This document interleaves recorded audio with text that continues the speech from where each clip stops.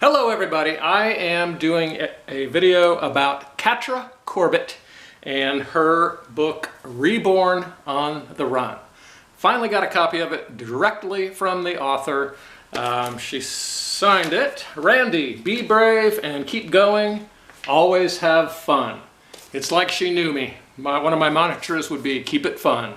One of the recurring themes in my videos is about how food might or is a serious part of our mood, mental health, and even possibly addictions. So back on March 16th, we started running 10 10-mile loops at the Pistol 100.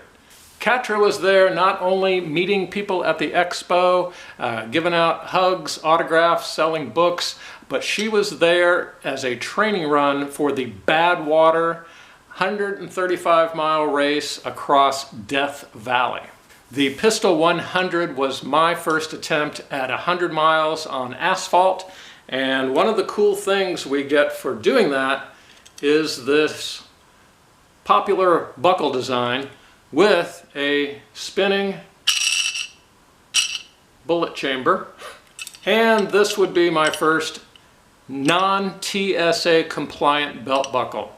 Don't try to get on a commercial flight with one of these.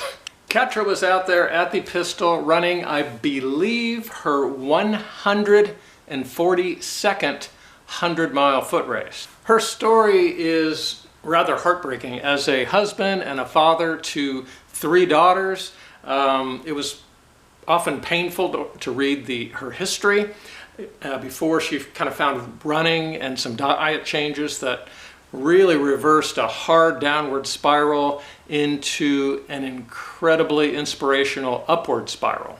Catra went through a painful assault before the age of 10. She had a major eating disorder, lots of difficulty in her family life, losing her father at a very young age, and a very serious multi-year drug addiction.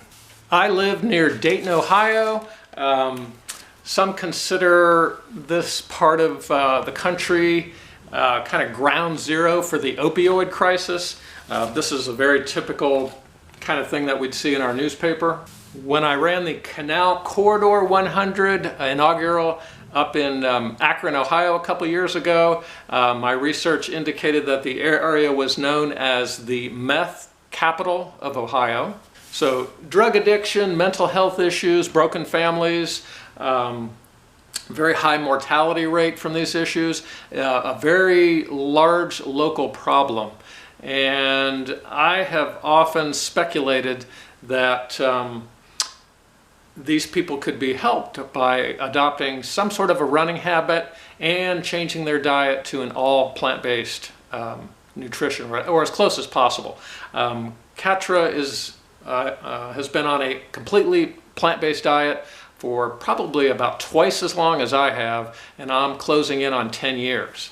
Let's go back to 2009. Actually, I guess it was early 2010 that I found the book Born to Run, and it was perfect timing for me.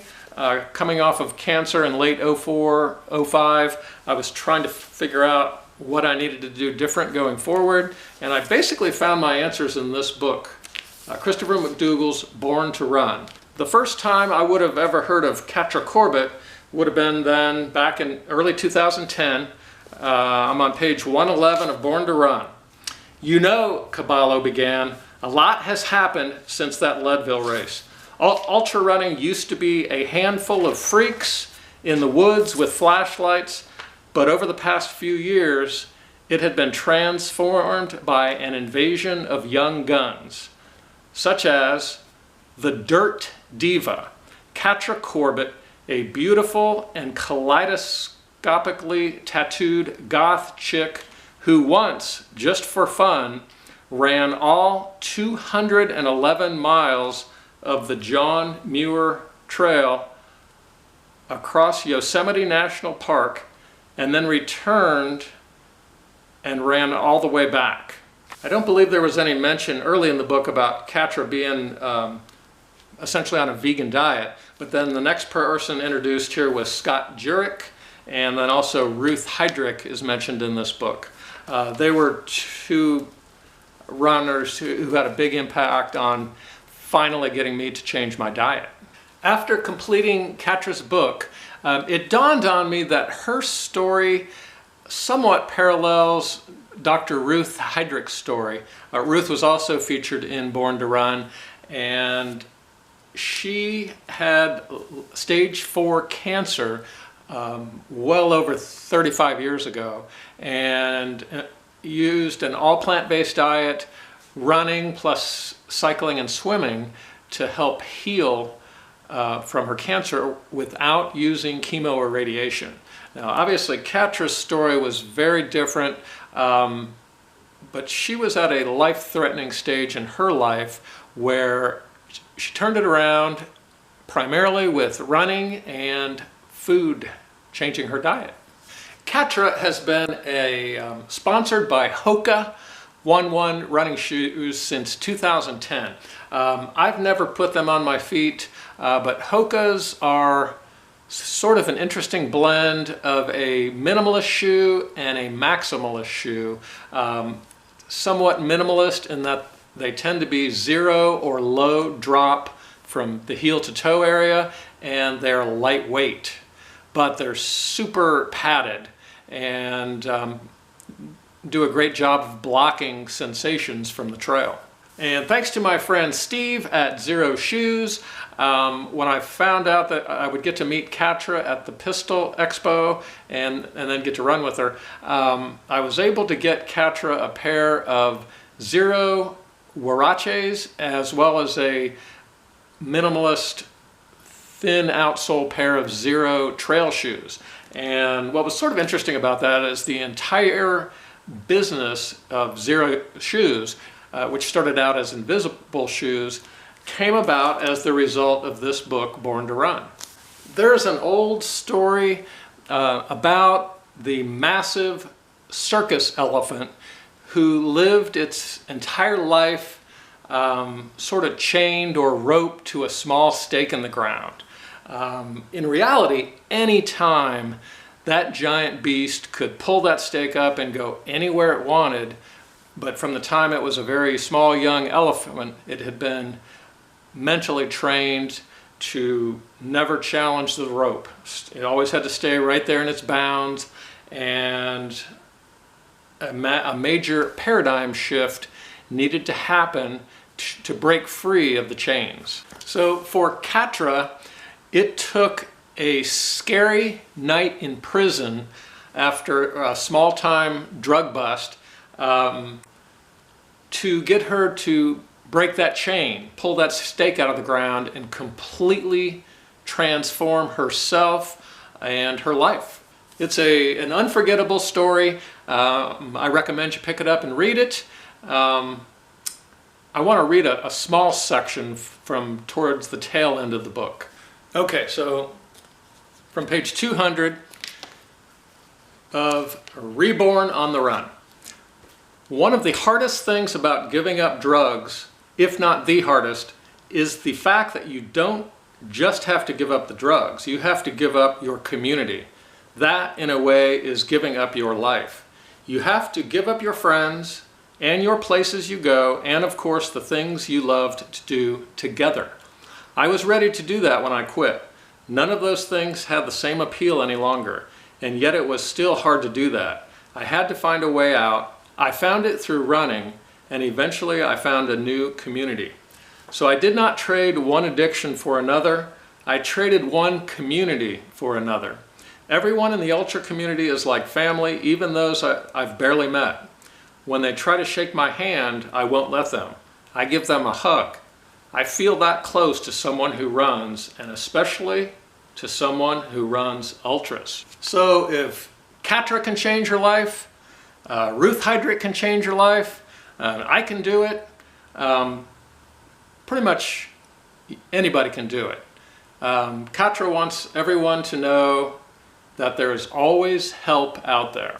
Based on the details of how bad a shape she had been in after a couple of years of a heavy meth habit. It's pretty amazing that she survived. As a teenager, her family had raised a few cows. Apparently had a very large backyard. And when one of those pets became food in her freezer, Catra couldn't eat it, gave up meat, and lived as a vegetarian. Early into her ultra running, she realized that she had to eat more food to put on enough weight to be able to do 100 miles. During that process of changes, she went 100% plant-based in her diet for best results in terms of fueling and recovering for 100-mile races, and I think for battling her both probably the addiction issues as well as post-traumatic stress disorder, depression, even eating disorder issues. It's ironic that the cow that ended up in the family freezer inspired Catra to become vegetarian, which led to ultimately a vegan diet, but it also might have ended up saving her life in the end. There is research now, newer research that shows a diet high in animal-sourced foods is highly correlated to suicidal depression. And there's other research showing a huge impact of food on mood, and the more plant-based the diet, the better the mood tends to be. So, and there's of course research that shows much lower risk for virtually all chronic diseases for people following an all plant-based diet. One of the cool things about running the Pistol 100 was the fact that it was out and back loops, and it was lit at night, so we didn't really even need headlamps.